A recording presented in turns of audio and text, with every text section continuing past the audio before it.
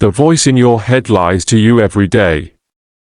It says you are your failures, your fears, your insecurities. But Carl Jung showed that this internal narrative is not you, it's just the ego trying to maintain control. The scariest part of all this is that most people live imprisoned by this mental noise, confusing their true essence with an endless repetition of limiting beliefs. Meanwhile, the true self, the one that could guide your life with clarity, remains buried under layers of conditioning. What happens when you stop identifying with that voice? Something few are ready to face. Freedom.so, reaffirming this, the incessant voice inside each person's head seems to be the very essence of identity. But Jung clarifies that this internal narrative is just a reflection of the ego. He defines it as a psychic structure necessary for interaction with the world, but when it's mistaken for the true self, it limits one's perception of reality. It's this mental chatter that dictates rules, judges past actions, and anticipates future scenarios, often with a negative bias. Like a program running in the background, the ego clings to pre-established patterns and prevents the exploration of the collective unconscious. The problem arises when this voice becomes the only reference for identity. If someone fails at a project and the ego takes over, it whispers that the mistake defines the person, that incompetence is innate, and that new attempts are pointless. But that's not reality, it's only a limited projection. Jung teaches us that the human psyche is much broader than this superficial narrative. While the ego insists on a linear and predictable storyline, analytical psychology points to a more complex spectrum. Those who blindly believe in this inner voice become prisoners of their limitations. The ego distorts experiences, reinforces self-destructive beliefs, and prevents the true self-knowledge. In order to break this cycle, requires observing the mental chatter without identifying with it. A good practice is to write down your own thoughts on paper and analyze them as if they belong to someone else. This creates a separation between the subconscious mind and the true identity, opening space for individuation. But this is just the beginning.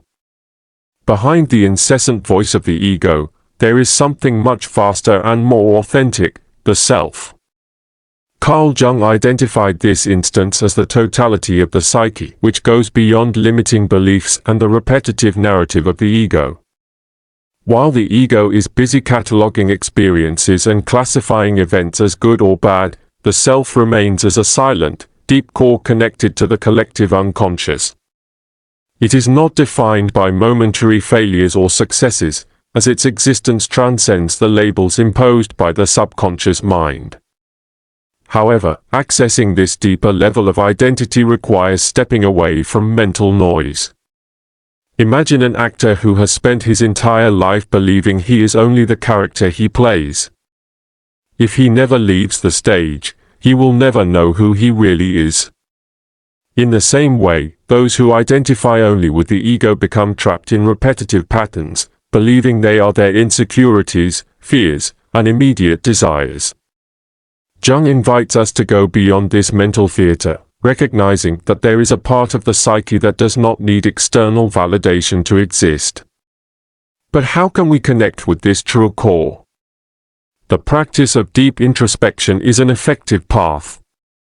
This can be done through reflective writing, the study of one's dreams that carry messages from the collective unconscious, or even by analyzing recurring patterns in life.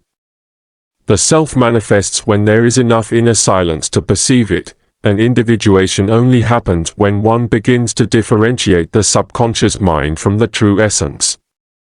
But for this to happen, one must first face what has been repressed. Most people live without realizing they carry hidden baggage within their own psyche. The shadow, as Jung describes it, is the set of repressed or denied aspects of the personality, those the ego refuses to acknowledge. These are traits considered inappropriate, shameful, or undesirable, which end up being projected onto the outside world. When someone is deeply irritated by a characteristic in another person, it is possible they are merely seeing a reflection of their own shadow. The problem is that this projection distorts the perception of reality. For example, a person who constantly judges others as arrogant may be repressing their own need for self-assertion. Someone who feels envy may be neglecting talents one refuses to develop, often become sources of unnecessary conflict and resentment because, instead of dealing with these issues internally, the ego projects them outward. Jung teaches us that integrating the shadow does not mean surrendering to it, but rather recognizing it and using it consciously. An effective exercise to access this hidden part of the psyche is to observe patterns of frustration and irritation. Whenever an intense emotion arises, it's worth asking, what does this reveal about me? Another powerful technique is uncensored automatic writing, allowing the shadow to express itself freely. Integrating this rejected side of the personality is a fundamental step in the process of individuation, because only when the shadow is brought into the light can the true self emerge. However, this is a challenge that requires direct confrontation with the illusions of the ego. Carl Jung described individuation as the most essential process in psychic development. Unlike mere adaptation to social norms, to individuate means to integrate all the fragmented parts of the psyche, including those the ego prefers to keep hidden in the dark. The problem is that most people spend their entire lives trying to fit into external standards, ignoring the inner impulses that point toward a deeper sense of existence. The result is a life marked by a silent emptiness, where decisions are based on fear and the need for external validation. The path of individuation is not comfortable. It requires the willingness to look inward and question everything that has been accepted as absolute truth. It means confronting insecurities, recognizing where the ego has acted like a tyrant, and allowing repressed aspects to be integrated into consciousness. Someone who has always seen themselves as peaceful may discover hidden aggressive traits. Someone who believed they were independent may realize they have a deep need for approval. These uncomfortable encounters are necessary, for it is only in the acceptance of these polarities that the psyche finds balance. A practical way to start this process is through critical self-observation. Instead of simply reacting emotionally to events, ask yourself, is this response coming from my ego or from a deeper place? Practices such as dream analysis, which Jung considered a direct portal to the collective unconscious, are also valuable tools. Individuation does not happen overnight, it is a continuous process. But with each step in this direction, the illusions created by the ego dissolve a little more. And when that happens, even mental chatter takes on a new meaning. Most people see mental chatter as an enemy, an incessant noise that drains energy and generates anxiety. But Jung teaches us that instead of trying to silence it by force, it's smarter to listen strategically. These recurring thoughts don't appear by chance, they point to unresolved wounds and aspects of the psyche that need attention.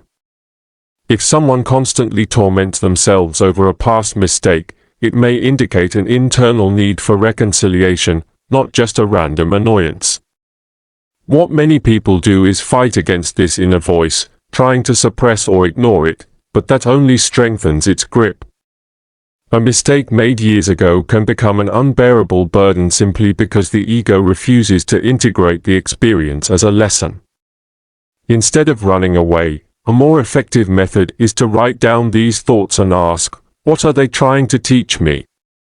If the mind persistently repeats a fear or guilt, it doesn't mean the person is weak or insecure, it only means there's something waiting to be processed. Jung argued that individuation depends on this capacity for conscious inner dialogue. What seems like torment today may actually be a map for personal development. If the mind insists on remembering a failure, maybe it's time to review the lessons it brought. If there is constant self-criticism, it may be a sign that the ego has created unattainable standards of perfection. Seeing mental chatter as a messenger rather than a villain transforms its role within the psyche. But for that, it's necessary to establish a strategic distance from the ego. The root of much human suffering lies in blind identification with the ego. Carl Jung emphasized that the ego is only a part of the psyche, not its entirety. Yet many people remain trapped in this limited identity, believing they are their thoughts, momentary emotions, and conditioned fears. This creates an illusion of control, but in reality, it strengthens internal barriers that prevent deeper contact with one's true essence. The more someone clings to the ego, the more they become a hostage to its traps. An effective way to break this cycle is to develop the ability to observe one's own thoughts as if they belong to someone else. Imagine your mind as a radio station broadcasting non-stop. You can either cling to every word or simply listen with curiosity, without reacting. This detachment creates a separation between awareness and mental flow, allowing the psyche to function with greater clarity.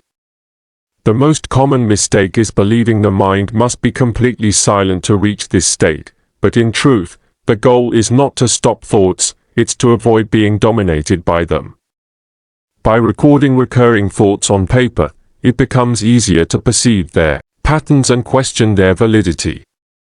Jung suggested this type of practice helps expose the illusions the ego creates. Over time, this detachment allows access to deeper levels of the psyche, where concepts such as the collective unconscious and archetypes begin to reveal themselves.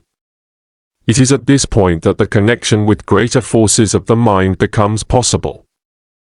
Jung introduced the concept of synchronicity to explain events that, although apparently without causal connection, carry profound meaning for those who experience them. These meaningful coincidences are not mere random occurrences, but manifestations of the collective unconscious. When someone finds exactly the information they needed at the right moment or crosses paths with a person who transforms their life journey, it is not just luck, it is a reflection of symbolic patterns that operate beyond rational logic. Most people ignore these signs because the ego insists on viewing reality in a linear way, but the psyche does not work like that. The subconscious mind and the collective unconscious are constantly interacting with the external world, projecting internal content and shaping experiences. If someone starts to notice recurring symbols in their life, such as a specific animal appearing repeatedly or a number showing up at key moments, it may be an invitation to explore deeper aspects of their own psyche. These synchronicities act as messages from the mind for those who are willing to listen. A practical way to notice synchronicity is to keep a journal of unexpected events and their possible internal connections. Jung argued that these occurrences are not mere accidents but reflections of broader psychic processes. By interpreting these signs carefully, it is possible to access wisdom that transcends the individual. The psyche sends clues all the time, but a state of presence is necessary to grasp their true meaning. And when one learns to recognize these patterns, the mental chatter begins to lose its power because the mind no longer needs to fill the void with noise. Most people live trapped in thoughts that are not truly their own. From an early age, beliefs, behavior patterns, and even fears are absorbed from the environment without any questioning. Carl Jung warned of this danger. If the subconscious mind is not examined, it will continue repeating inherited ideas like a scratched record. The problem is not just mental noise, but the lack of discernment about what truly makes sense for the individual. Separating from this programming requires a more critical look at one's internal narrative. A powerful exercise is to question every recurring thought. Does this idea come from me, or was it imposed by someone else? Many of the limiting beliefs that govern a person's life may have been absorbed in childhood or reinforced by past experiences. An individual may grow up believing they are not good enough for a certain job, not because it is true, but because they internalized someone else's criticism. By challenging these assumptions, one begins to dissolving the ego's filters and seeing the psyche with more clarity. Conscious reflection doesn't mean eliminating thought but observing it without being sucked into it. Practices like writing a stream of consciousness without censorship or reviewing critical inner dialogues can reveal patterns that went unnoticed. Analytical psychology teaches that this separation between the observer and the subconscious mind is essential for personal development. As this awareness expands, it becomes possible to access something even more powerful, the archetypes that shape the psyche. Knowing that mental chatter doesn't define who you are changes everything, but understanding this in theory isn't enough. It's necessary to apply this knowledge.